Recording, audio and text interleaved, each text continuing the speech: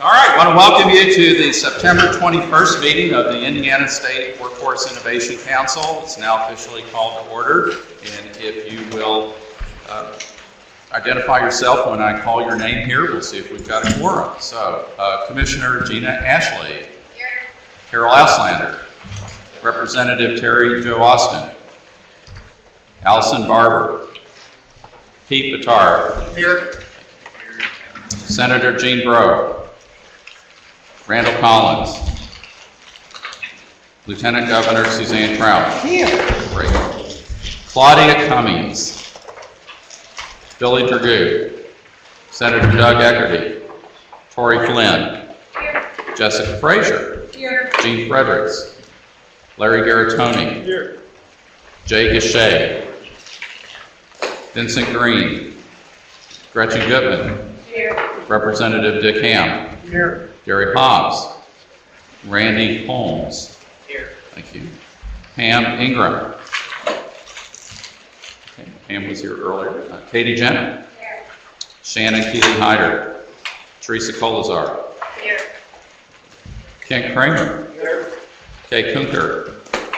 Nate Lamar. Chris Lowry. Present. Commissioner Teresa Lovers.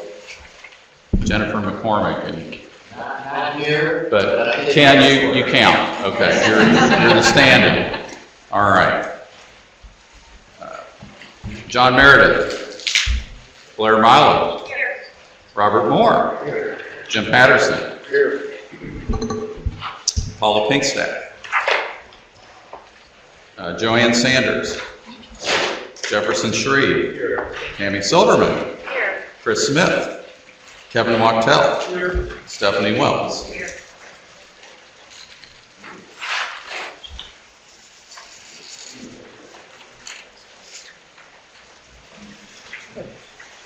Wow, we have exactly a quorum. That's awesome. Good job, guys.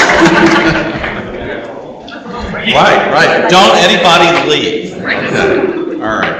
Well, before going on to our minutes, I'd like to make a couple of announcements. The first one is an esteemed member of our Swic group here, Mayor Blair Milo of LaPorte, has a new position. I think probably most of you know that, but for those of you that don't, she is now the Secretary of Career Connections and Talent. And so even though she is moving on to loftier heights, I'm pleased to announce that she is going to be a continuing member of the Swic. And Blair, if you care to share any thoughts about your new role and how that might relate to our group. Sure. Well, thank you very much for the introduction, and I'm excited to join the team in this capacity that I have so thoroughly enjoyed my time with the Swic that was a great opportunity for me to dig into a subject area that was really at the forefront of challenges of our community, that as LaPorte and as many mayors across the state will and have shared, that we saw our chief constraint really being around this question of how are we connecting people with the jobs that are being created. That Indiana has done such a tremendous job of building our business attractiveness climate that certainly I think everybody's pretty familiar with the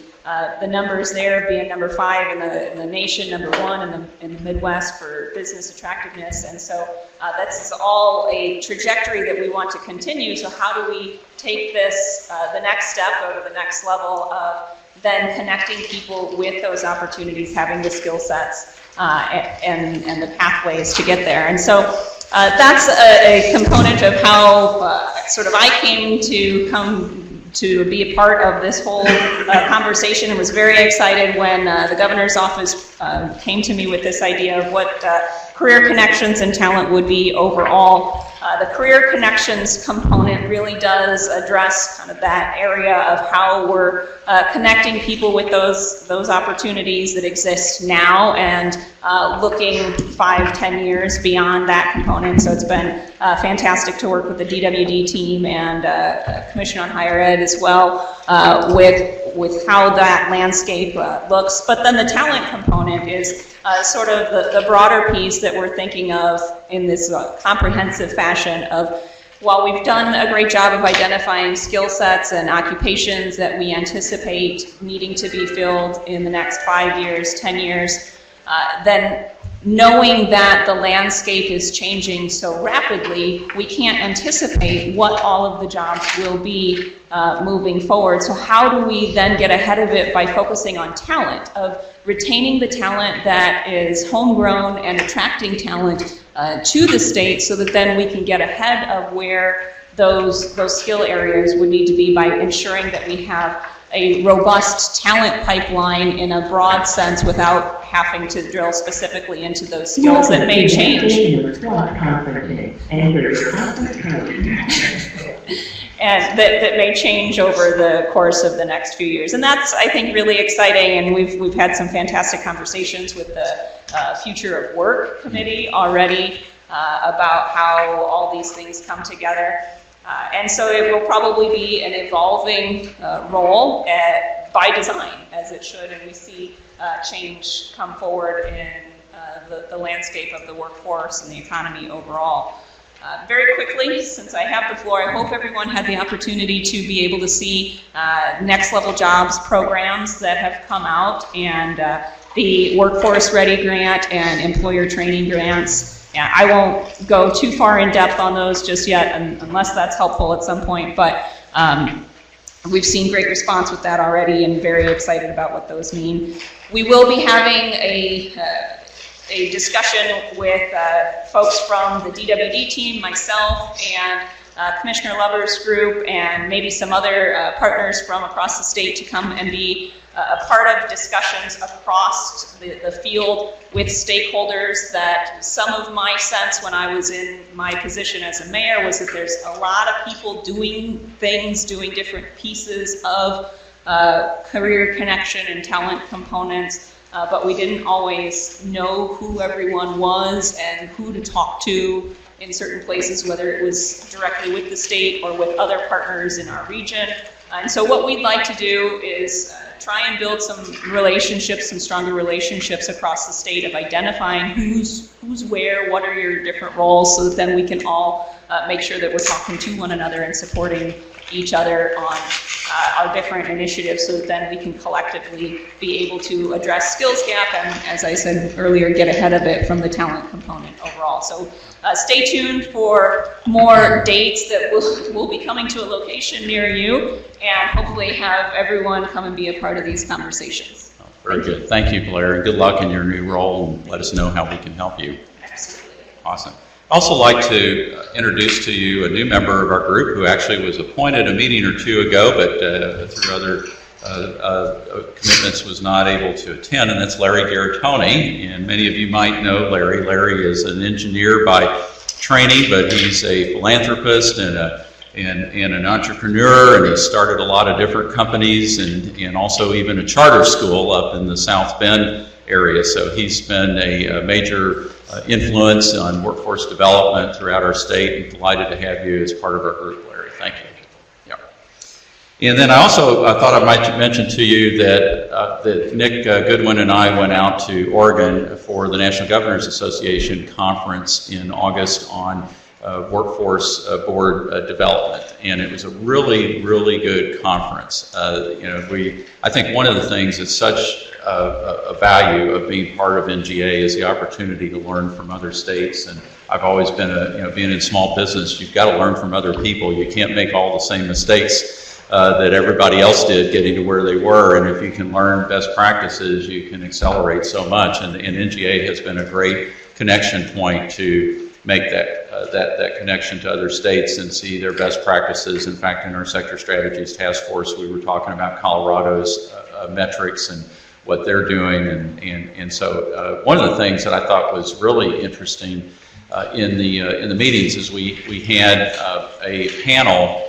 on the IT industry, which you can imagine with Colorado being close to California, there's a big spillover, and of course then you've got Washington on the other side with Microsoft and Google and all those folks. So there's a lot of IT industry in that area, and they're having the same problems that we are in finding people to fill these roles. So we had a panel on some of the solutions that they've come up with, which I thought were very interesting. But one of the things that really resonated with me was that they talked about how few IT programs are in high schools in Oregon. which is exactly the problem that I think that we have here in Indiana, is we just don't have enough of these programs. So there were some thoughts offered about that, and I think it just reinforced with me that this is something that we definitely have an opportunity to really shine with some of the IT industry that's coming to Indiana. We hear a lot about it in Indianapolis, but it's in southern Indiana, and northern Indiana, and western and eastern. So it's everywhere, and it's important. And we also got to look at some new technologies, and you may not recognize it, but on that slide there, that's me with that headset, and I'm flying a drone at their soccer stadium. And so they gave us an opportunity to see what's happening with the driverless vehicles and some of the different technologies. NVIDIA is there in Oregon, and they're one of the major players in this field. So we got a chance to learn about some of that, and it's pretty amazing the changes that are coming and how fast they're occurring. It really, we've been kind of on the knee of the curve, and now we're about to hit the vertical part, and it's going to be impressive. Nick, do you have anything to add about any of the things that you saw out there? You kind of hit the nail on the head there. It is a collaborative effort. I believe there was about 30 states that attended the NGA conference. So these are widely attended. They usually don't let us out for events like this. We're actually in sessions pretty much the entire day, talking about different policy issues. But a lot of the things that are going on in Indiana are shared amongst the other states.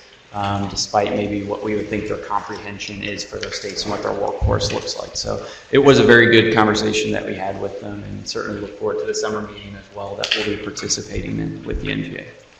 Very good, thank you. Well, now let's move on to the minutes. You should have received these via a link, and we changed things a bit from prior practice, where we're now attaching these to the calendar invitation. So I hope you guys had a chance to take a look at those, and when somebody's ready, I'll entertain a motion to approve the minutes from July 20th. Move approval. Thank you. Do I have a second? Second. Any further discussion? All those in favor say aye. Aye. Any opposed, like sign? Okay, minutes are passed. Great. Public comment. Did we have anybody sign up, Ellen? We did not. Okay, so we can move on to that.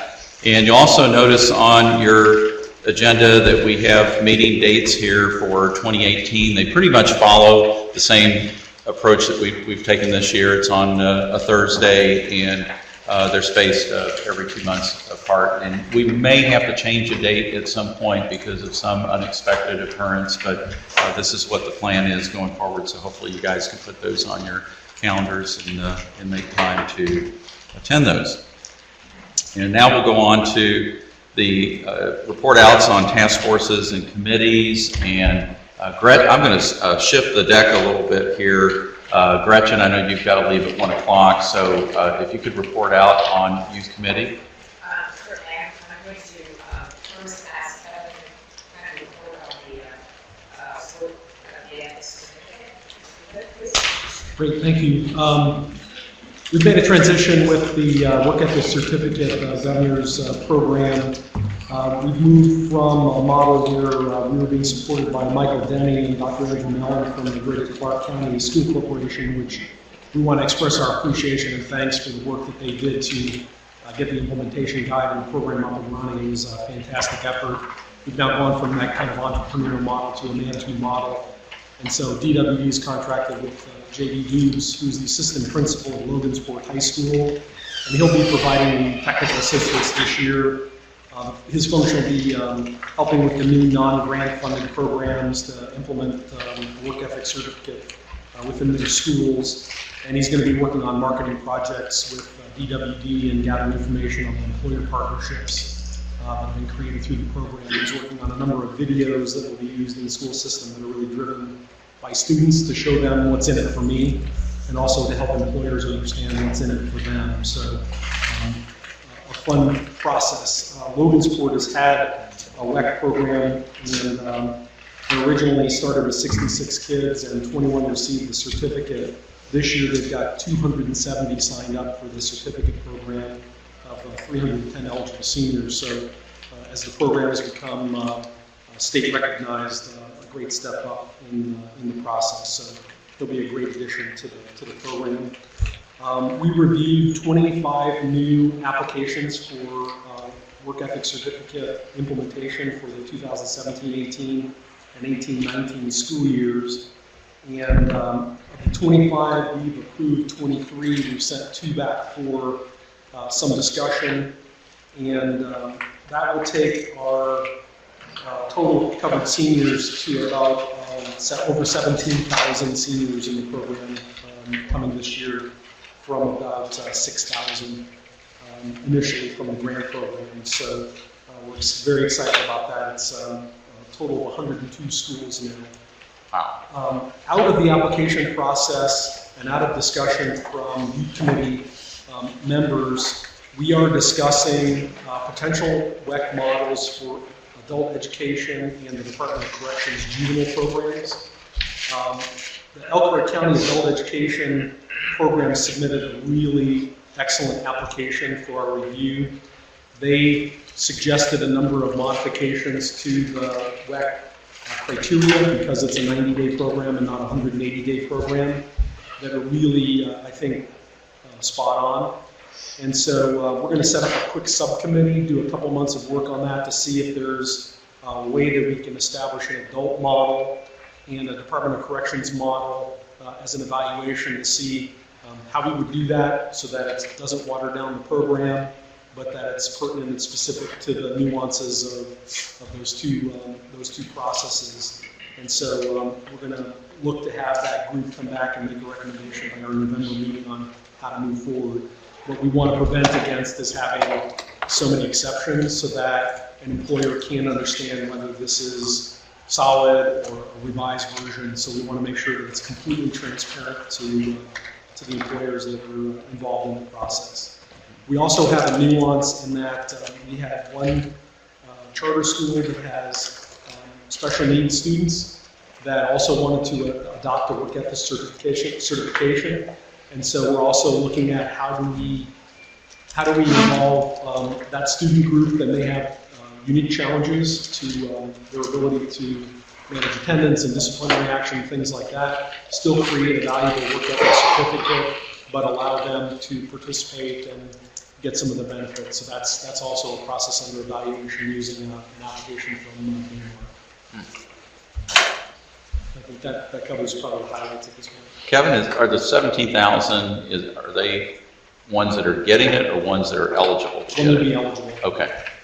So this will be our first big year to really evaluate the percentage of achievement versus the total population, and really gauge how that is working.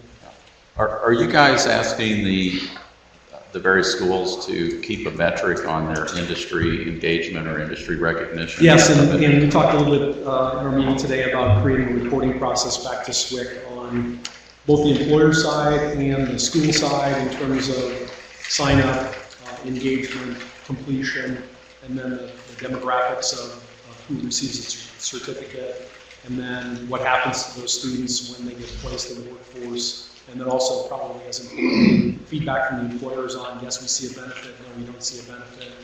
And so we can make modifications to criteria and approach over the next year or two. Fantastic. Well, that's awesome news. In addition, I have 3 things, all that I'd like to report out that our committee's been working on. One is regarding the JAG expansion.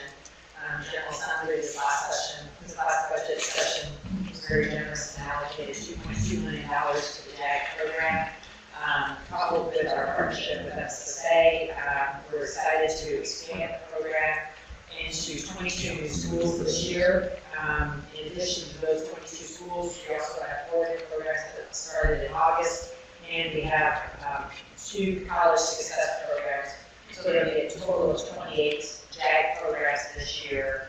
I think another exciting thing is nearly all of the regions except for 2 have a school that's engaged in the JAG curriculum. So that's, and we're hoping to bring Region 8 and Region 11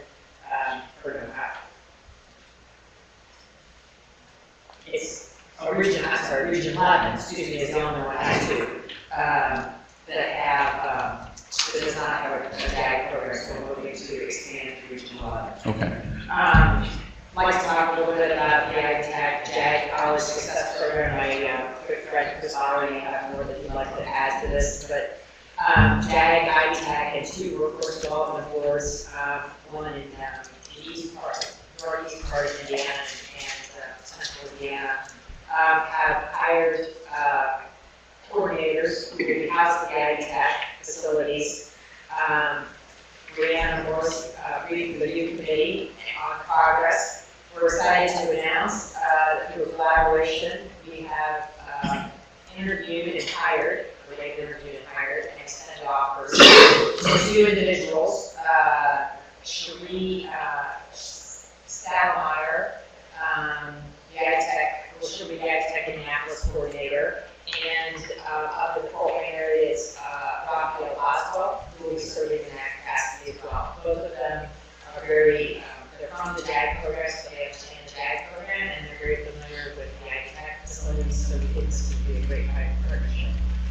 The other report I'd like to provide to the committee is, and we'll be hearing more about this this afternoon, is to hire Garrett Grubbs with the Department of Corrections, presented on a partnership between GWD and DOC and Hoosier Initiative for Re-Entry, or hire program.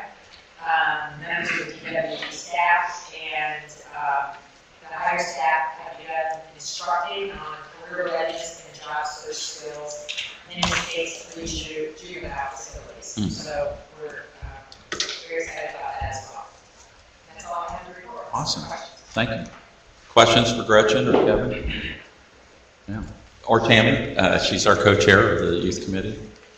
Well, great. You guys are doing some awesome work. I mean, I appreciate the amazing things that we've got going on in the youth area, and I still think with work ethic certification, as we continue to build that up, we're going to have a state brand that's really going to set us apart as a state for places to locate companies. Okay, we have a couple of people that are going to have to leave shortly, and we're going to lose quorum. So I'm going to actually do something kind of unusual. We have a couple of resolutions for you guys that essentially extend the deadline for completion of the work of 2 of our task forces. And normally I let them just present all their stuff and then do the resolution, but we're going to flip that around and do these resolutions now so we don't have to worry about schedules with folks. And the first one up is the Work and Learn Task Force. And Chris, could you just briefly talk about the resolution? We'll take a vote on it, and then we'll circle back around and do the full report out. Yeah, Paul, thank you very much. And this is the only report after the Work and Learn Task Force this month, so this will be it. Just to remind everyone, last meeting, we had a very extensive report out from the Work and Learn Task Force on our findings thus far, and I think the bottom line was we have work yet to do. Principally, pointed out 4 bullet points that you see in the resolution: expansion of high-quality apprenticeship programs, promotion of work and learn opportunities, data collection effort, which just has got to get better at all the institutions, including ITech, and marketing, and really building the viability of work and learn. So again, we had a very lengthy presentation last month, so with that in mind, the only other thing I would add is one of the things that members of the Work and Learn Task Force felt strongly about was that we really needed to have much better and more robust employer participation in this. We're down to implementation time now. And that having been said, we received commitment from some folks, names of individuals who many of you recognize in this name that did forefront the Work and Learn and other experiences who committed to serving on our task force with us. So we put this a resolution forward as a motion. So again. Great. Did I get a first? Thank you, Larry. Do you have a second? Thank you. Any further discussion? All those in favor say aye. Aye. Any opposed, like sign? All right. Motion passes to extend the Work and Learn Task Force to September 13th, 2018. So we've got a whole year to do some really good things in this area. Thank you, Chris. And then the second resolution is with the Future of Work Task Force, which is co-chaired by Commissioner Teresa Lubbers and Pete Picard. And Commissioner, would you care I think to? Pete's going to. Oh, okay, great. Thank you. Mr. Chairman, I just wanted to report out that we did have a meeting earlier this month. We had Dr. Michael Hicks from Allstate, the economist, speak to us, and wow, what a wide eye-opening experience. It was amazing to see some of the statistics and the facts, not just what we kind of thought or felt, but actually being able to see the numbers and put actual statistics to some of these things. One of the big issues that came out, I'll just summarize in about 3 or 4 bullet points.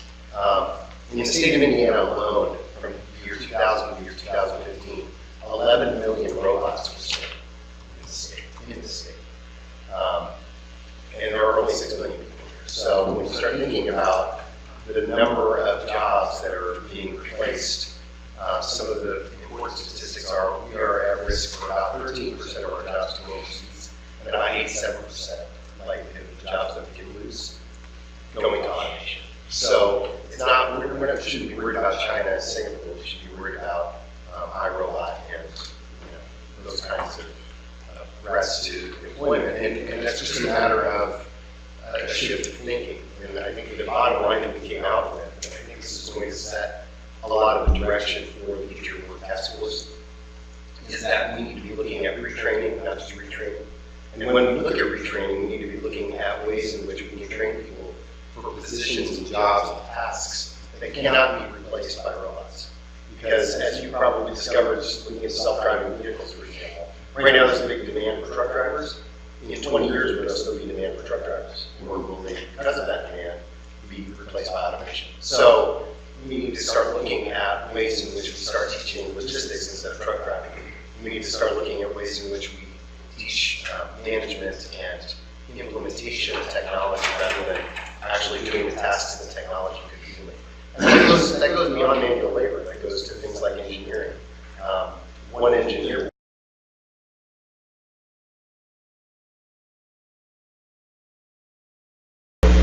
that clarifies things a little bit. So, bottom line is, I think we have a lot more clarity.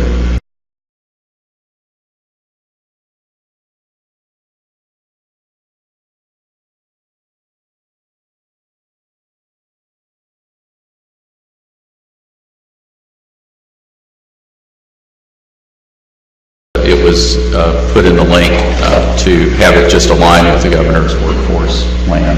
Yes. So that's one small change if you were looking at the resolution before today. That's correct. Okay.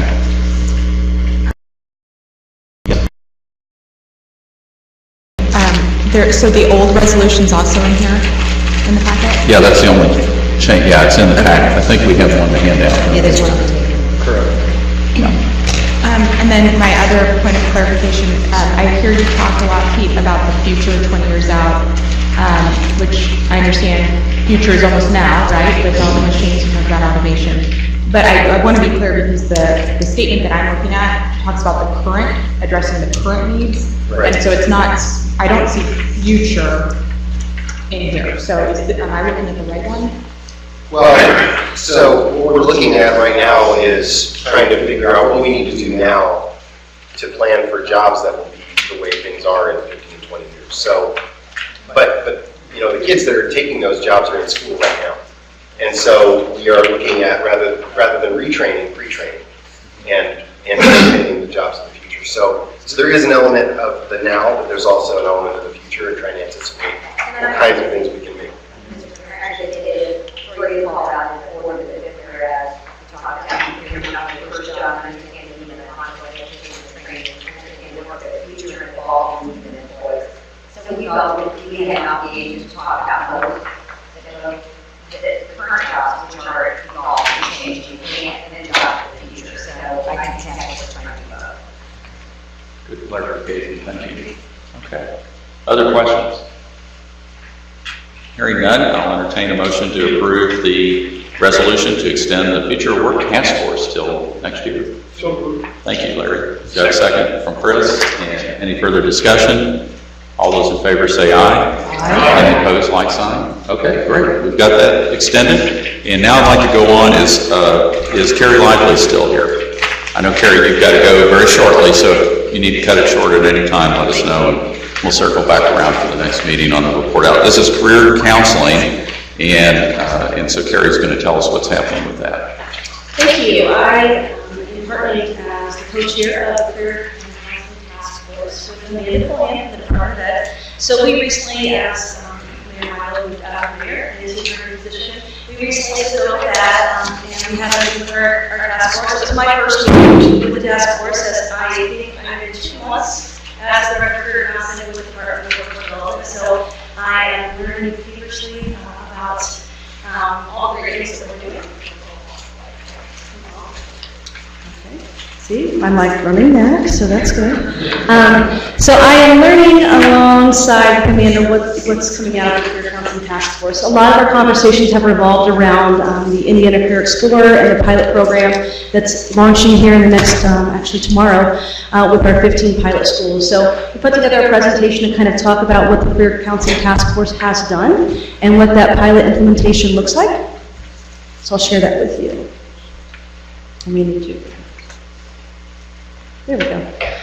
So as you're aware, there was legislation that required Department of Workforce Development in conjunction with Department of Education to administer an 8th grade pilot program in 15 schools using the Indiana Career Explorer program. We affectionately refer to that as ICE, so you'll see ICE throughout the presentation, and maybe my conversation will say ICE, but it stands for the Indiana Career Explorer program.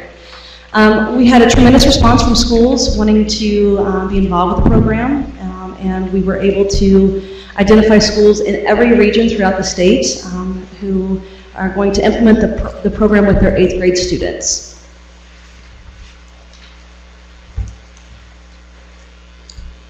So part of the pilot program in conjunction with what DWD is funding is going to help to implement the professional development and to help extend the curriculum into an innovative approach with students. So DWD is going to be funding $500 per person, up to 3 people at each school that is identified as a pilot school, to receive professional development to understand how the ICE tool is utilized with students, how to use the platform, how educators can work with community members and parents, and making sure that everyone is involved in these conversations with students. So $500 per person, up to 3 people at a school. They're going to be able to learn about the program and how to implement it. One great thing about the 15 schools, we did choose schools from all different backgrounds. So we have schools from urban, suburban, and rural schools, large to small.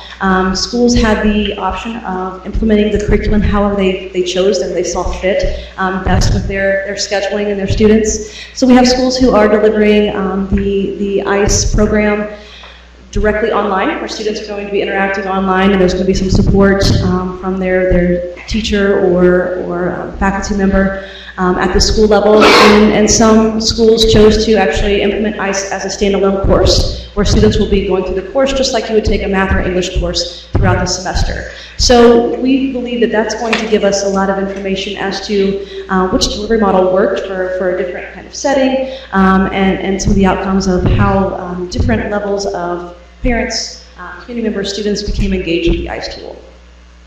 Another piece of the grant is that we are offering innovative curriculum funding. So schools were allowed to kind of choose how they wanted to implement the program, but we're offering incentives for schools to think outside the box, getting a community member to come in and talk to students, being able to pull information out of the Indiana Career Explorer and to disaggregate down that you have a group of 25 kids who are really interested in logistics, and getting someone from the community to come in and talk to those students about what logistics is, and kind of embedding that piece of instruction that doesn't happen normally in the daily school conversation, giving students an opportunity to see that piece of career exploration as well. So we're starting tomorrow with our pilot schools. We're meeting at a conference in conjunction with the Department of Ed, and we're going to be talking to those schools about the pilot and how they're going to implement it, and really offering 2-day support before the pilot is implemented in January. The curriculum grants are going to be introduced to them tomorrow as well, and those applications will be due back to DWD by December 1st, so the January 1st implementation date, so second semester of this actual pilot tool, so they can have that funding available then. So the objectives, I've kind of touched over those. Of course, I'm coming from the position of a high school counselor, so this is very close to my heart, teaching kids about, careers, about life after high school. So having 15 schools who are dedicating time to that, where it's not just coming from, the 8 or 10 counselors that are on their counseling team, where it's dedicated from their group of educators, really is encouraging to me as a former educator.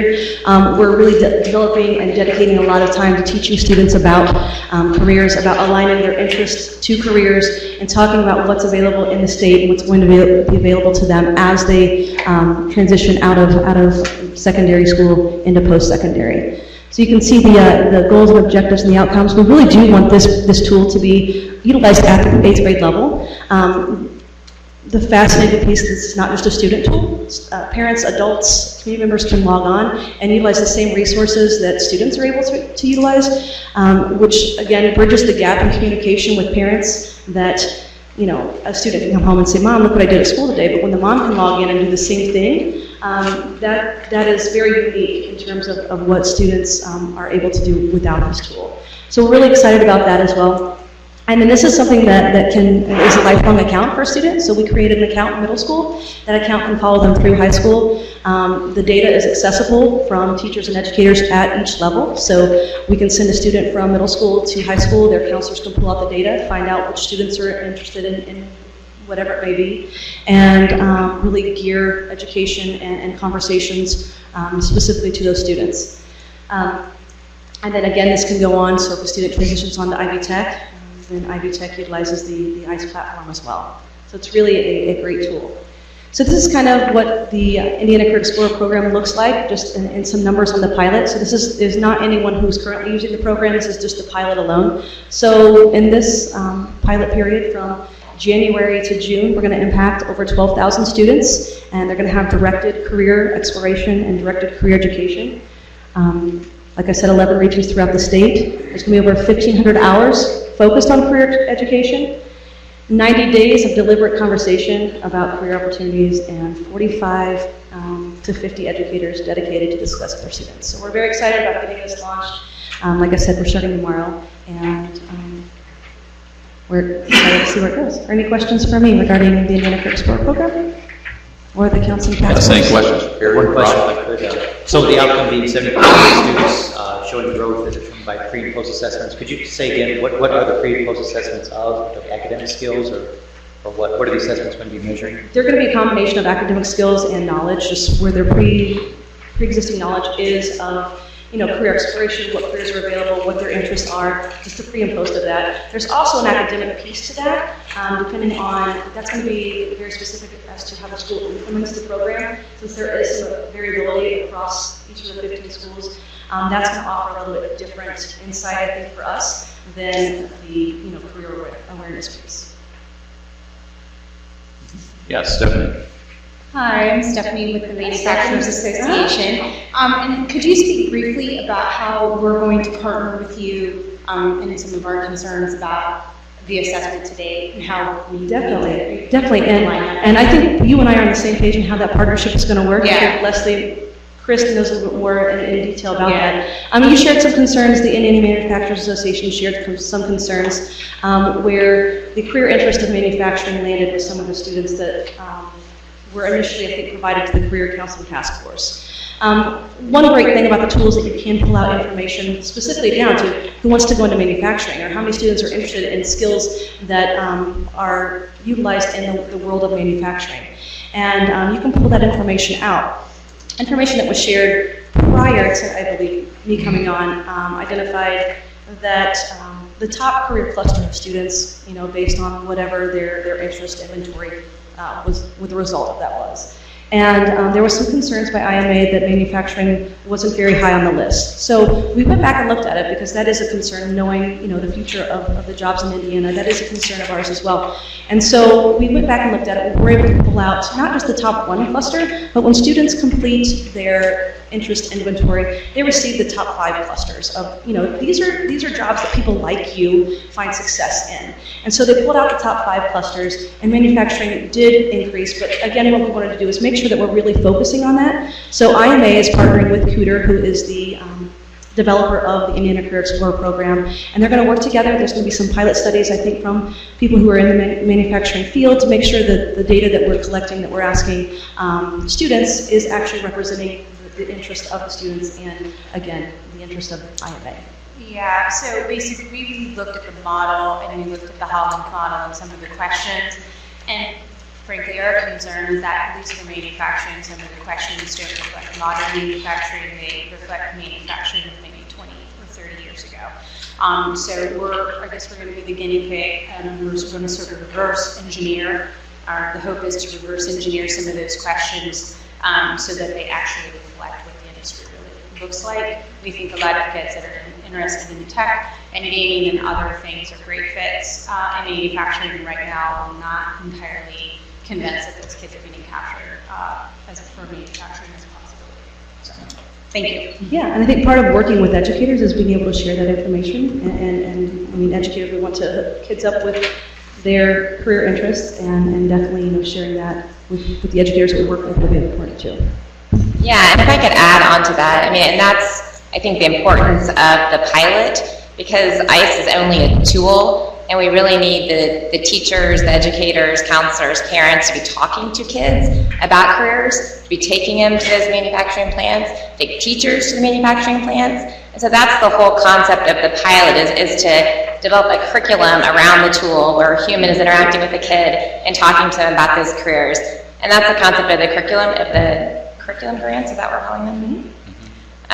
So that schools have a little bit of money to try some of these innovative things, whether it's a teacher externship, whether it's taking kids on a field trip, whatever that might be, to just get them exposed to different careers other than what their mom and dad might do or their next door neighbor might do. Hi, thank you. Tori Flynn, Helen Brand. One of our area schools is participating in a pilot program. And I reached out to them and I asked, as a business, like I saw a list of schools that are being piloted, I said, as a business, what can we do to come alongside this program and help make you successful? And they didn't have a clear answer. Okay. And so that's something that either, I don't know if you guys have clear answers or if that's something that you can provide to schools, but we want to be obviously supportive of our future workforce. Right. And we want to also make sure for the pilot that the externships that you mentioned and other things that we're providing that are making them aware of all the things that we have. So I'm not quite sure if it's a communication to the schools or communication to the businesses in that area, but that would be something that I would be interested in. And that's something that hopefully tomorrow, we're going to have monthly professional development available for those schools. So once they learn how to use the tool and how they're going to implement it, we definitely want to encourage them to think outside the box. And that's where that innovative curriculum would come in, where if there was a cost associated with bringing in business partners to do, just even like a job day where you come in and you talk about what your job is, and students learn about that. If there's a cost associated, we definitely want to help support that. We want it to be as organic as possible. We don't want to give a prescription that you need to do A, B, and C, and D, but we want that collaboration between partners, schools, and the industry. That will go along and help, Chris's task force as well, because we're going to need work-based learning. That's a great marriage right there. So we definitely want to help facilitate that as well. And Tori, to that point, Madison is also, my voice is usually loud enough.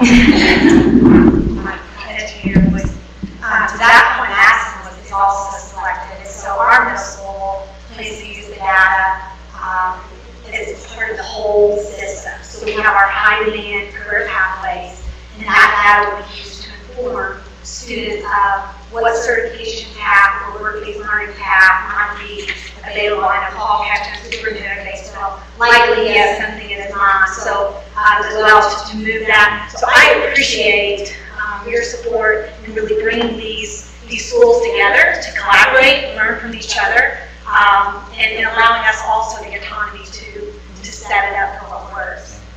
Commissioner Douglas? Yes, I just wanted to share this as an opportunity for us to also use the road trip Indiana work that we're doing. We're going to actually try to coordinate road trip Indiana that we've brought to your attention before with these 15 pilot schools. For those of you who represent industries, in particular manufacturing, you have an opportunity for your employees to share their road on this platform and tell their story so that these students have a better sense of what the job is like. So it's an important opportunity for us to lead into this PBS story that's going to then be done next year. But for these 15 pilot that we're working with, we can actually do work with that right now.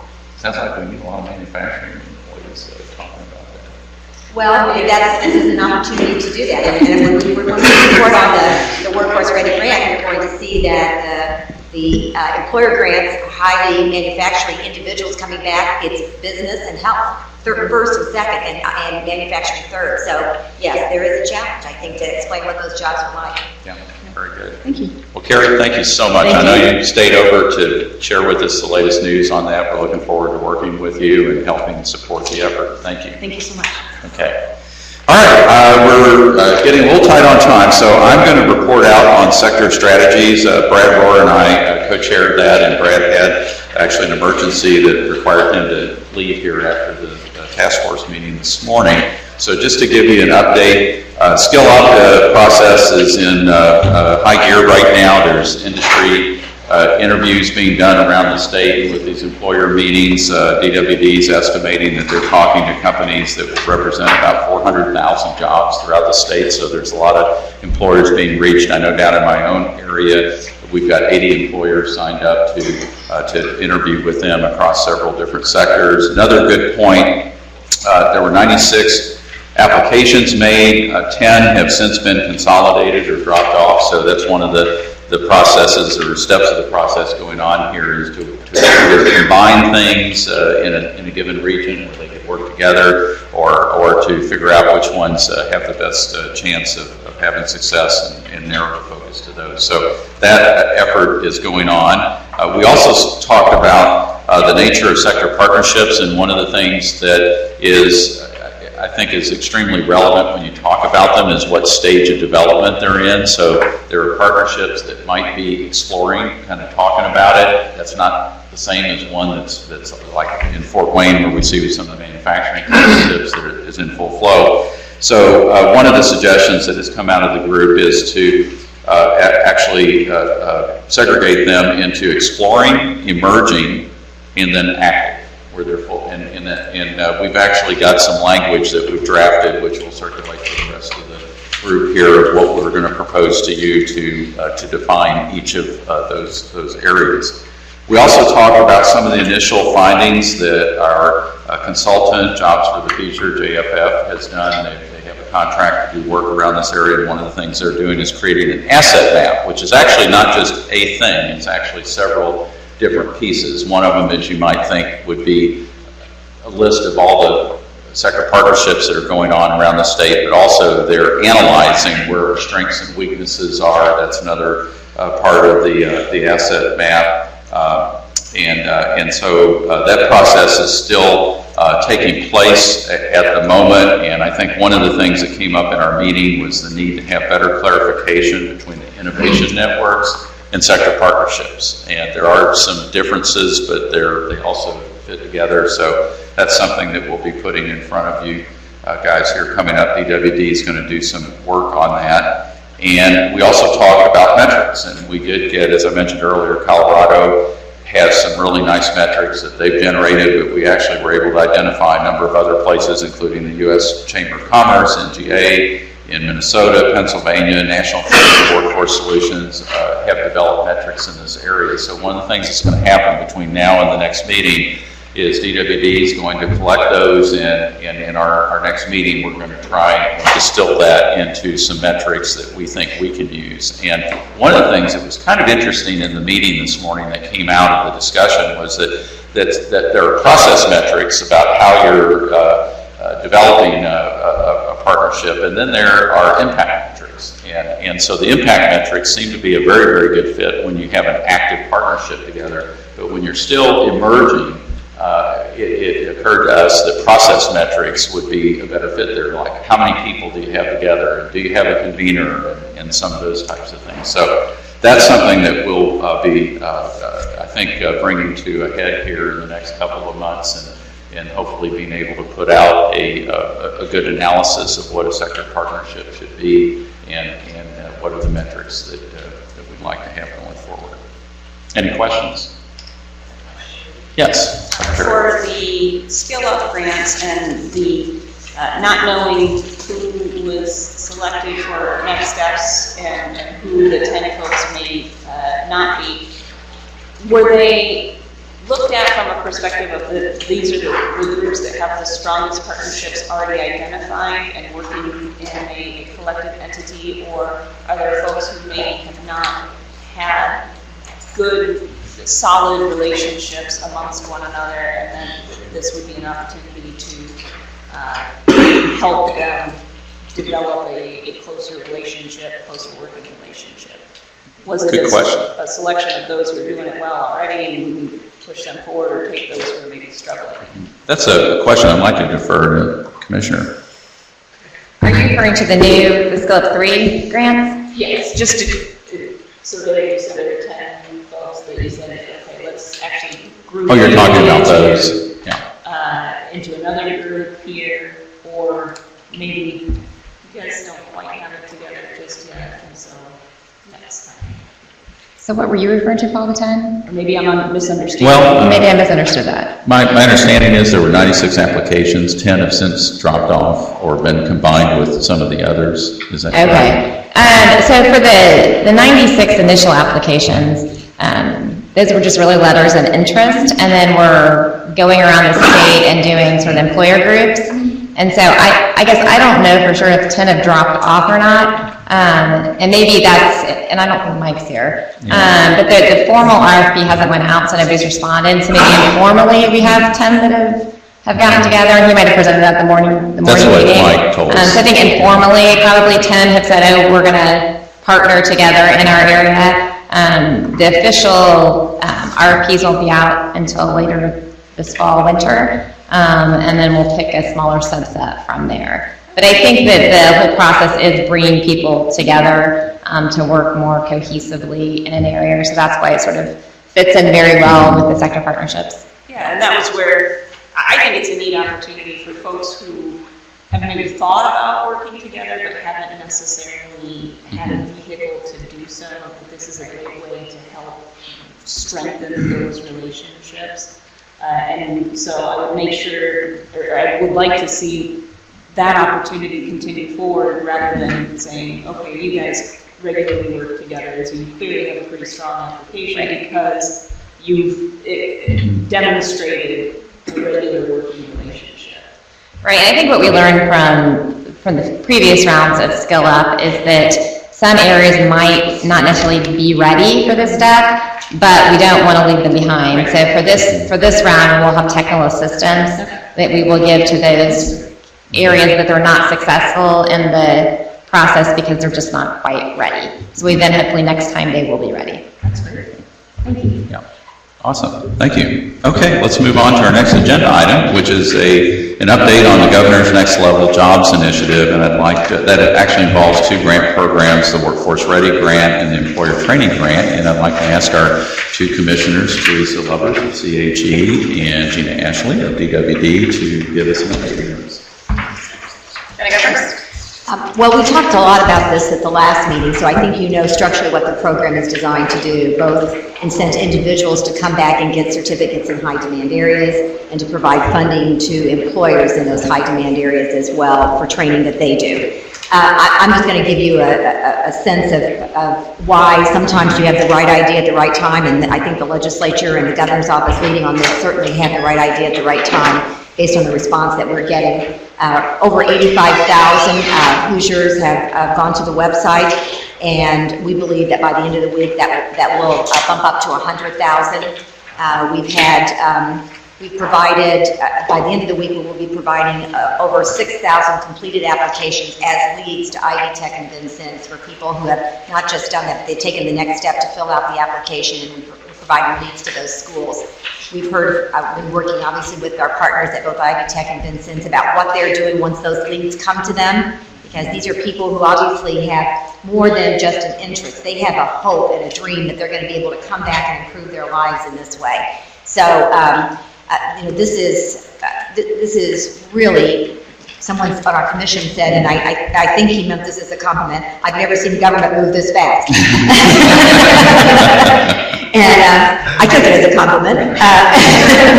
So I think we're very encouraged. It complements our You Can Go Back campaign, which is the one that's focused on people who have some college and no degree. We've been telling you that there are 750,000 Hoosiers fit in that category, 21% of the working age population. Our most recent numbers show that that's about 712,000. So part of that is the aging out of the older community, but part of it is that age between like 33 and 44 is actually, they're not aging out, they're coming back.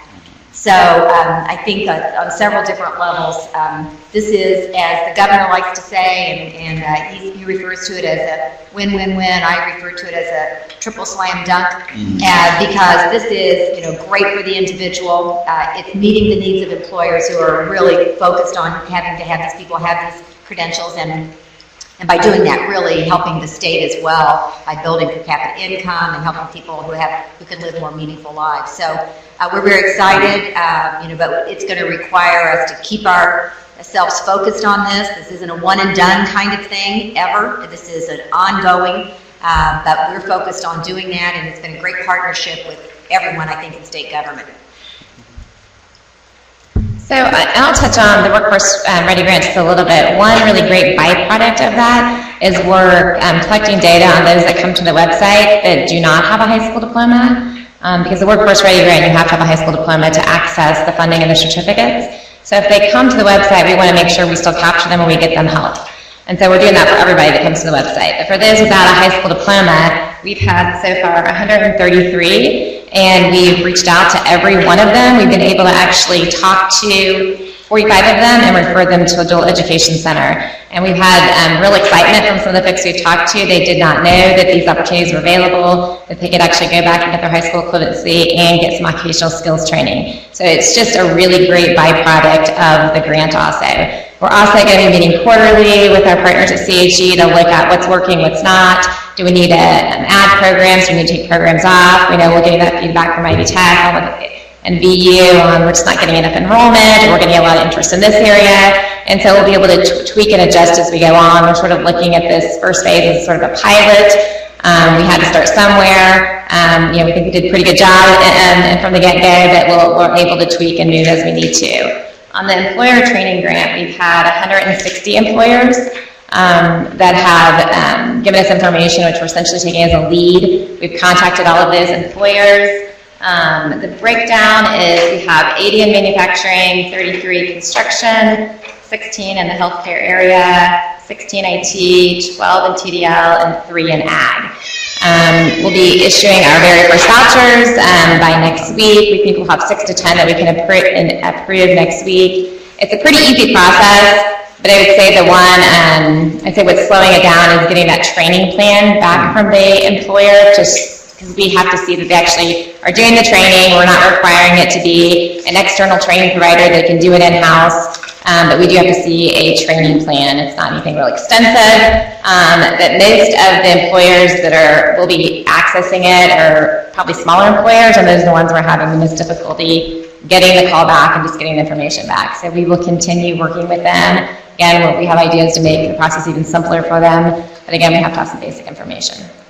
I wanted to mention as follows. She gave you a breakdown, and I mentioned this earlier, of the employers that are coming back. So keep in mind, I think you said how many? 80? 80. So the numbers for the individuals that are coming back, 6,000 that have filled out the application. 37% have been in IT and business, 31% in health and life sciences, 13% in advanced manufacturing, 7% in building and construction, and 7% in transportation and logistics. And throughout the last 4 weeks, those percentages essentially have not changed. So I think they are reflective of the people who are coming back. And we've identified these as being all 5 of those areas, high demand areas with certificates attached to them. But for those of you who represent particular industries that maybe the employers may have filled out the work, we still have work to do for Hoosiers for them to be able to understand what kind of opportunities are there. Yeah, and I might mention to our members that there's actually a report in your packets that contains some of the data, so if you guys are struggling to keep up. Here's your homework. And we're updating it every week, so and the governor is asking for it every week, so he and Blair have been great advocates for us, traveling the state and really promoting this. If you get an email from Blair, you'll see next level jobs at the bottom of her email, so all of you can do that too. Fantastic. Any questions? Well, great. Thank you for the good work you guys are doing. That's awesome. Let's move on to the hire presentation, and this is the Hoosier Initiative for Reentry, and I had a chance to get an update on this program, and many of you know a lot about this because this was brought before the Swic many years ago when Commissioner Everson was here, and it got started. I was so glad to get the update this Monday because I didn't realize actually how far you guys have come in those years. I know in the beginning you started, with really trying to take the most likely to be successful and see if the idea could work, and to hear how far you've expanded it just really is extremely encouraging. So I'd like to turn it over here to John Nally of Department of Corrections and Chad Carter of DWD. So good afternoon. It's a pleasure to be here today. Thanks for the opportunity to update everybody on what's going on with the hire program. Before we do that, John and I have been doing an in-depth sociological study over the last couple of days. And by show of hands, who agrees that Darcy should have won America's Got Talent? So if you don't know what we're talking about, you don't know how to waste time. So the hire program, for those of you that don't know, started in 2012 under Commissioner Everson, as Paul said at the beginning. In that time, over the last 5 years, the program has morphed and changed and grown, and there's some exciting things that we just want to bring to light today for you all from an understanding perspective. So a couple of things before we get into some of the data pieces. Throughout 2017, we've been kind of restructuring the program. We've been expanding staff to try to meet the needs across the state, and a lot of that's been specifically done through the partnership with the Department of Correction. They have been gracious to give us some dollars and to help as we've gone through these changes. So we have added staff in a couple of our regions, and we've also promoted a couple of our really high-producing individuals who have the ability to do other things into more supervisory levels so that we can continue to move the program through the next phase of things. The other thing I want to highlight is on November 1st over in the State House at 1:30, we are having a 5-year celebration of the hire program existing. So just wanted you to know that in case anybody, you're welcome to attend. We're going to have individuals and businesses who have been partners and have been impacted by the program to talk a little bit about that, and we're looking forward to that occurring. So as we kind of get into the data part, I want Dr. Nally to kind of come in and talk a little bit about the challenge that we've seen over the time that the program has existed. Well, there's not really been a lot of challenges to the program while it existed, but I think one of the things that started is my colleague, Dr. Lockwood, and I started a long leading you at the articles, but what I'm about to tell you isn't the giant story. This is all based on data that's been peer-reviewed. It's been published in social science journals, so I mean, it's been rigorous research. And when I personally, professionally first got interested in working with the DWD about hiring this, and everybody, the conventional wisdom is that correctional education reduces recidivism. But what we found out in our research is that what really does reduce recidivism is post-release employment. And that is the number one predictor in all our research. 6,500 data guys, we started this in 2005, and the one consistent outcome is the number one predictor is post-release employment. Now, I'm an educator. Let me tell you something about that employment piece. The employment piece is the number one predictor of employment post-release is the formal education of the qualities and scholarship. All right? And I know there's slides, I don't want to jump ahead, but there's one thing I really want you to look at from the slides. You got the slide that shows the retention rates? Yeah. Okay. So I said to you, like, two predictors. Number one, employment. Number one predictor of employment is education. But the most decisive factor that's in there is retention of employment.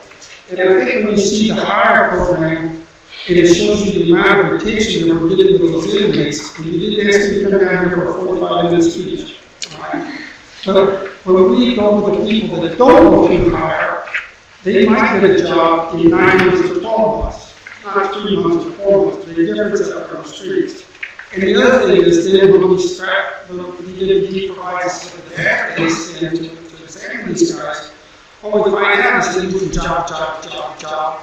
There's no wage growth, there's no retention of jobs. And so it's a totally different experience with the hire operation on what they accomplish for us, rather than just taking the guy over to the table, putting him on the bus and dropping him off before waiting for 2 o'clock in the morning. So just a few takeaways for you. The predictor of recidivism, the employment. The guy's not employed 1.5 times more likely to come back to prison. Then in our research, whatever research wants, right, is a perfect alligator. And so what our research shows is formal education attainment goes up near the top of that alligator's mouth. Recidivism goes just boom like this, and it's perfectly in lockstep when you go along. For example, the guys that finished their HSE due to the DWD, the tax program, the people that don't finish are 2.8 times more likely to come back to prison than the guys that finished the DWD protocol are incarcerated with us. You following me there? And as that lockstep like this, and the recidivism rate goes down, it's the employment piece between those two lines that's a determining factor. Fair enough? Okay. Okay. Thanks, guys. So, as part of where we're headed with the program, so every year, and this is DOC only, so 15,000 individuals get released back in to communities across the state of Indiana. That doesn't include community correction and the jail system, so you're looking at a number that's probably more north of 20,000 on an annual basis. So you figure over a 5-year period of time, you're looking at 100,000 plus individuals who more than likely have a felony conviction and are back in communities who need to find employment. A lot of that's based off of what's coming out of what's dictated to them from their judges, from probation, whoever it might be. Currently, right now, DOC's recidivism rate is at about 36%. Okay, that's a 3-year study. And as people are coming through the process, a very high percentage of those, up to 85%, are unemployed at the time of arrest. So that's really the challenge that we have to face day in and day out relative to this population. So the HIRE program. The HIRE program is totally focused on employment with this population of individuals. It's a cooperative program between Department of Workforce Development, Department of Correction, local employers, and community partners that are out there. So our HIRE coordinator staff. So we have coordinators that are scattered across the state. Those individuals are out there working with clients who have past indiscretions. They are in facility. They go into almost all of the major state facilities. They teach at re-entry classes within there. Their focus within there is to say, listen, when you guys get out, ladies get out, we have help for you. And here's what we can provide to you. They help them get resumes put together. They help them talk about their indiscretions. They help them from an interview perspective, what can they expect? Some of these individuals have been incarcerated for a long period of time. They don't know what computers really can and can't do. They don't understand the application process. So the HIRE coordinators are there to help them on an ongoing basis through their first year of working with them as they go through that. So if an individual comes to a HIRE coordinator who is on the outside, so they can do one-on-one training sessions, they can provide classes and other support to the individuals. They also work with businesses directly. They want to partner with those entities, get them interested in potentially hiring people with past indiscretions. With the unemployment rate that we have right now, I'm sure you guys all hear that employers are screaming for individuals. This is one of those pipelines that is available to individuals. There are a lot of major corporations that have specific rules that you can't have a felony in the last 7, 10, 15 years to work at the facility. Those are some things that provide some barriers, at this point in time, that we'll hopefully be able to work through. They work with community partners to help support individuals as they're trying to transition back in with food, transportation, clothing, medical needs. You know, a lot of these individuals come out of prison, they are going back into the same environment that they were in before. They need to break that cycle that they were part of, and the hire coordinators are there to help provide some ideas on how to get through those things. So from a data perspective, I know this might be hard to see in the back, but 2014, we worked with approximately 875 employers. We placed 1,492 individuals. Our hourly wage was $9.59, so that's the average. So we had some people that were making $40 an hour, and we had some people that were making $6 an hour. In our retention rate, so our retention rate is a 3-year rolling average. So our hire coordinators are going back in and looking at wage records, looking at who's staying engaged. And right now in 2017, we're running at about 97%. So the individuals that come into the program, because of the support that we provide to them, tend to stick with the program as we kind of go forward. So I won't go through all the data, I'm sure you can see that, but one of the exciting pieces that we want to talk about real quick is we started back a while ago with DOC to try to get a specific recidivism rate for our program for hire. And this is the cohort that you're looking at. Now, we're not completely finished, and we won't have these numbers until early next year. But so far, the numbers are extremely exciting. So we have a cohort of 777 people that we placed during 2015 that they took a look at from a data perspective. So they took that sample. So in year one, 32 of those individuals returned back to prison within 1 year. So our return rate or failure rate is at 4.12. They looked at the same cohort, second year, 77 returned, so 2-year failure rate, 9.91. So once we get into the third year here, just looking at normalization and math, we are hopeful that our recidivism rate for the program is going to be in the low teens to mid-teens. So if you take that compared to individuals who are just released from DOC, it really shows what the effectiveness of the program is and can be as we go forward in the future. So those are just some of the pieces that I wanted to bring to the board today. And at this point, Dr. Nally and I are happy to entertain any questions. Yes, sir. Is there much of an opportunity for education while they're incarcerated? Do you have? I was wondering, obviously you have an opportunity to prepare them for work when they get out, and I don't know how extensive a program you had going on. Well, I'm like any school superintendent, I'll take more teachers. But we do have a very robust program. We can enroll about 4,000 people a year in academic programs. And we just finished the paperwork to boost ourselves up to a little over 3,000 starting in July 2018. And here's the deal. We've got 25,000 guys sitting in the prisons where we got schools. We're already up to where 75% of them have already completed their high school equivalency diploma. And that leaves us this 25% down here with about 6,000 people. And those people, when coming into prison, function way below the 6th grade level. That's totally different than an 05 and 10. And what DWD, especially around the zoo, is trying to help us do is develop programs for accelerated learning for the illiterates in there, so we can bring them along faster. If we have any weakness at the moment as far as capacity, I can honestly tell you, it's dealing with the individuals coming in that are super low readers. Do you have anything like, you're teaching like welding or any of those kinds of things that they can immediately move into a position? The big ones for us, okay, I'll just tell you what, welding got shut down due to some cost things, but 99% sure we'll be coming back in 90 days. The big ones for us right now, number one is manufacturing. Like when we work with hire, we are moving all of our courses to the higher experience, so like number one's manufacturing. So we got Purdue coming in and Ivy Tech coming in to run short-term certificate programs. The next place that the higher people are getting placed are into warehousing. So we are in the midst of bringing MSSC logistics training there. We've got a very strong food and hospitality program. that we work with.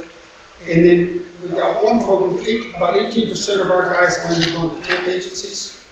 And so we've got a program that specifically works with individuals to give them a broad range of skills, but not in-depth skills to get their first job with a temp agency. And I just also like to mention, and Marilyn, you might, and well, John, you can speak to this too, but we also have the Work Indiana program, which we presented on before here, which is sort of a funding source for a lot of the programs that John is talking about. But Work Indiana funding. Work Indiana funding has allowed us to do proof of concept, so we can bring in Work Indiana money in this, September and November, through Work Indiana funding from DWD. Purdue will be coming in, Ivy Tech comes into 2 places, Oklahoma City comes into 5 places. And what we do with that money is looking at it like seed money, so we prove that we can do it. And then we can expand it out internally. Kurt? Yeah, a couple of days ago, Secretary Milo and I, about half a dozen folks got to spend some time, Kevin Bruner and others, with John McNally. John had a couple of things you don't have in your slides that I think were stunning when we were at see the other day, were the fiscal results, both in savings to the state, projected savings to the state, and increases in productivity as measured by income for the individuals who fit into this program.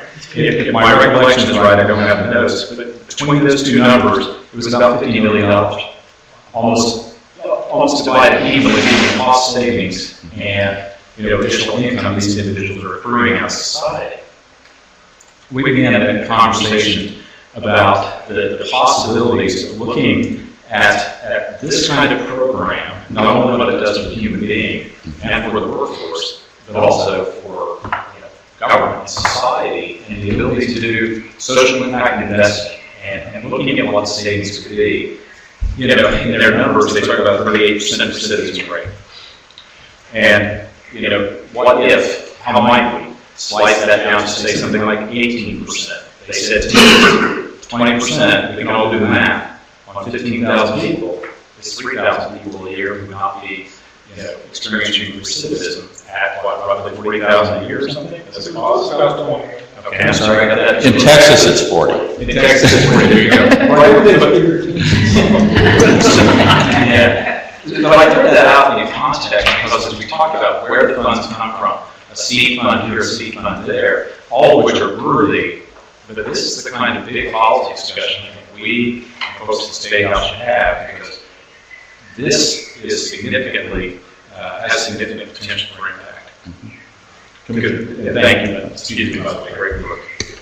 Chad, one question I've got for you. I'm just curious. First of all, the projected recidivism reduction is just awesome. So that definitely check that as a great achievement. But the ones that are coming back, are you guys trying to really dive into what are the reasons why they're coming back, and are there things that you might want to even fine tune to try and keep working that number down further at some point? Well, as we're partnering with EOC, and currently I would say the answer to that is no, because really our focus is on the individuals that are coming in front of us, and how can we get them employed as quickly as we can, to get there. John and I have talked about lots of different things over the years that he and I have worked together. I think that one of the gaps that we have right now within the hire program is, so our numbers are great, and I'm happy with where we are with the staff that we have. So, you'll see, I guess, within the, for last year, we placed 2,400 and change into employment. Well, if you measure that against the 15,000 that are coming out, it doesn't mean that those, whatever that delta is of 13,000, that they're not finding employment. I would say that there are a number of them that are not. We work with probably 3 times the number of people that we actually place. A lot of that is either they're not ready, and figuring out a way to go deeper with those individuals to get them to voc rehab, to get them to other entities that can provide services that my staff really can't. Those are pieces that we've been talking about, how we can really impact that. That's your bigger opportunity. It is. Now. Okay, Yeah. that makes sense. So for the folks that are, there's always going to be people that go back to prison, unfortunately.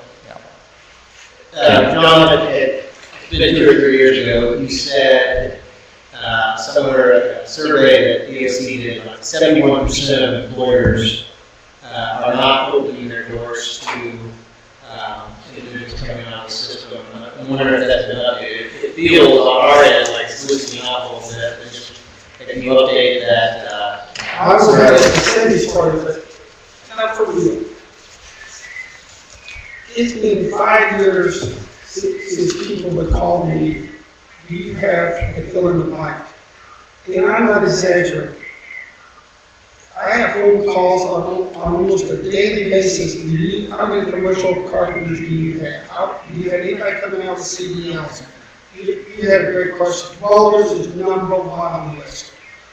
In my sense, my anecdotal sense to that is, people looking for construction workers, in particular in welders and CDLs, are not put off by felony convictions as much as they were in 05 and 06. When we first did that, I think there's a more openness to us for a whole host of reasons. And then I can tell you straight up that in manufacturing, people that would let me come in and visit with them and give me a donut, a cookie, and a cup of coffee. Now, I want to talk more about, do you have 4 or 5 guys that might be available to do X, Y, Z? But just like yesterday, we have a corporation that everyone in this room would recognize called me and said, we're short 50 people that need to do these things. And I've referred to you, but we haven't had a chance to talk to them. But because we have a transition employment program with Goodwill, it's phenomenally successful. But I said, well, I got the guys at Goodwill inside the transitional employment, and I'll get with everybody and we'll talk about that. So there's a sea change in willingness to at least talk to people from the Department of Corrections that wasn't there in 05, 06, 07. And I agree just from my staff's perspective. They're getting phone calls as well from companies that they have not united. I spend a little bit of time going out with folks. I was in HR for a lot of my career, so I know a lot of people out with some of the corporations and have gone in to sell this program. I'd say the small and medium-sized companies are still where it fits. Larger companies that have much more ingrained policy procedures that are the Rolls Royces of the world, it's going to be very difficult. And we've just got a few minutes left. If I could, Jessica, you want to? Yep, you got a short one? really quick. Okay. I just want to bring 3 really quick points to this conversation that I think this group could be part of tackling in a collaborative way with other agencies, of course. One is the mandatory employment and license bans for people who've been convicted of crimes. Indiana has 160 of them, so we're training people if they can't get licensure or employment because of mandatory licensing bans, that could be a problem. And then self-sufficiency. People who come out of an incarceration situation make on average $9,000 a year. A single adult needs $18,000 or more to be self-sufficient. So we've got to figure out how to help get them into the kinds of occupations that are going to give them enough to be self-sufficient. And that's going to lead to hopefully better outcomes and less recidivism. And then the last point are just all kinds of other little barriers that we throw their way, like nutrition assistance. If you've committed a drug felony in Indiana, you can't get nutrition assistance. We're one of only 5 states in the country that still does that. So these things, as always, we learn in this group are more complicated than just our little piece of the pie. Wow, excellent. Thank you so much, and thank you. Just one other anecdote real quick. So as part of the expansion that we have gone through with the staff, we have also moved in all of the juvenile facilities across the state as well with the program. So we've got staff that are now engaging with those facilities, with the superintendents that are there. We did a pilot in Logansport, and now we have started that process. So we're going to try to get with the younger group and try to get them to break the cycle a little bit with the higher program and use that as a stepping board for what we're doing for the future. But thanks for your time today. Well, thank you, Chad. Thanks, John. I appreciate the work you guys are doing. This is going to be tremendous, and looking forward to a lot of good things coming forward. Last thing I'd like to cover, it's not on the agenda, but just a very quick discussion point is, I think most of you are aware that the participation rate is something that is a concern to a lot of folks. Now, Indiana's is at 64%, is better than most states, but it's still 36% of the people that could be working that aren't, and there are a lot of different populations with that. And I just wanted to have a really, really brief discussion with the group to see if maybe we shouldn't form a working group to work with DWD and try and see if there should be value in the task force. I'd like to ask the Lieutenant Governor to talk about one of these groups or her thoughts. My portfolio of business really oversee 5 agencies and it focuses on rural Indiana. And Governor Holcomb and I believe that rural Indiana is our next great economic development frontier for a number of reasons. But I believe there's challenges with training people and getting people the skills that they need that may differ a little from urban areas and other parts of the state. So I very much am interested and think there's merit to kind of looking at the different populations. And I particularly am interested in rural Indiana. Excellent. Well, there's probably some other populations, and certainly that may be the biggest one, and that was one of the, I think that's one of the questions I always have. What's in that what makes up that 36%? And it could very well be that rural is the big one, but there may be some others that we need to consider. And before we form a task force, I think we need to know what that should be. And so I'd like to get your input on the idea of forming just a working group to work with DWD and maybe the Lieutenant Governor's staff, if you would have somebody or even yourself that might be interested in exploring this, to try and look at some of the data that's out there and formulate or see if there's a good definition that we could come up with for a task force that could help address this. What are your thoughts? If I could jump in here real quickly, one of the things that I found fascinating in the future of work meeting that we had, and we had one previously talking with IEDC, just looking at specific data, that number can be misleading with understanding workforce participation, labor force participation rates that are based off of what the federal government identifies, that their number is based off of a population size of 16 years old and up. So when you say where are the 36 and a half at, you're also counting people that are 99 years old in that number. You're also counting teenagers that are 17 years old in that number. They're still in high school. So there's portions of that number that you wouldn't necessarily anticipate to be in an employment capacity as well. So I think that that's a good point, though, of then better understanding some of those numbers that have sometimes been a struggle for us, that as we see life expectancy growing and longer time in the workforce, then are we actually measuring and using the right kinds of metrics to really get at the heart of the problem? Right. So, and maybe that can be something that we look further at with the Future of Work committee, or if you want to do something separate, then I don't know. Okay. Well, that's why I don't think we know yet. So that's why I'm thinking we need a working group just to go dive into this a little bit and see where we should go. And could it also include those not in the labor force, of course, but people who are in the labor force but are like part-time without the word? There's like a the gig economy. Yeah, the unemployed, the marginally attached to the workforce, those folks. Okay, absolutely. Yeah. I mean, we have two ways to increase our labor force. We can either use what we have here in the state, or we can try and go and get people to move here. And while both of those are good, I think this group is mainly focused on we've got our 6 million people here that we've got to focus on. And so I think that's these groups that we haven't maybe reached as well need some attention. So, yes. That could be. Okay, so if there's anybody that's interested in being a part of that working group or just engaging at that level, just let me know, and we'll take some effort to go forward and come back to this to either propose a task force or tell you, this is not something that we really should go further with. Does that sound good? Okay, great. Well, I want to thank everybody for being here today and engaging in such a rich conversation. Certainly appreciate all the presenters. It's just amazing the good things that are going on in our state. And I know one of the things that I just love about going to NGA meetings is people keep coming up to me and Nick saying, man, I hear all these good things are going on in Indiana. So it's a real credit to our government leaders and a lot of other good people here doing some great work. So thank you guys. See you in November on the 16th. Thank you.